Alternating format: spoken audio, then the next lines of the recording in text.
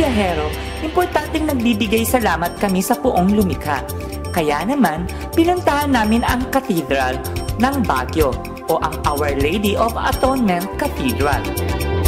O mga kabiyahero, nandito tayo ngayon sa Our Lady of Atonement Cathedral na kung saan ikinasal si Miss Charlene Gonzalez and Aga Mulak. At nakita niyo ba yan? O, diba? Ang ganda-ganda ng kulay ng simbahan. Kulay rose pink daw yan. Diba? Para siyang para yung design niya parang twin tower. Oo.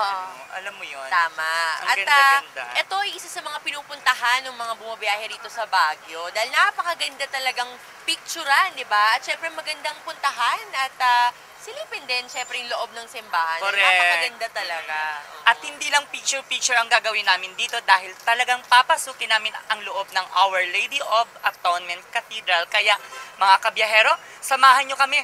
Tara, let's!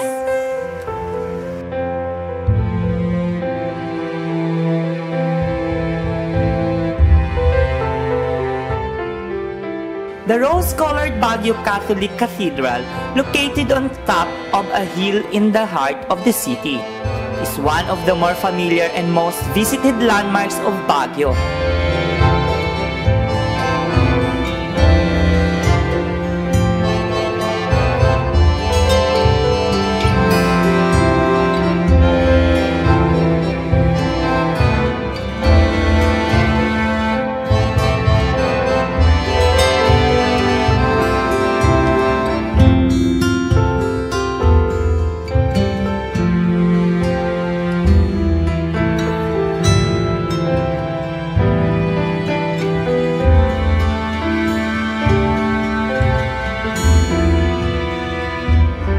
The cathedral was finally consecrated in 1936 and dedicated to Our Lady of Atonement.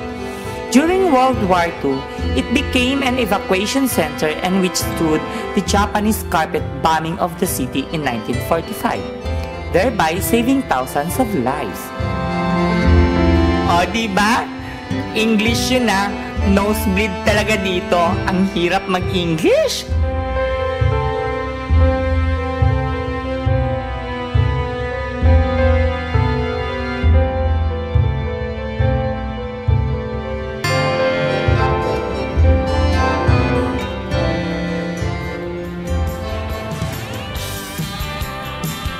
O mga kabiyahero, huwag kayong aalis dahil sa aming pagbabalik, ipapakita namin sa inyo ang aking mansyon.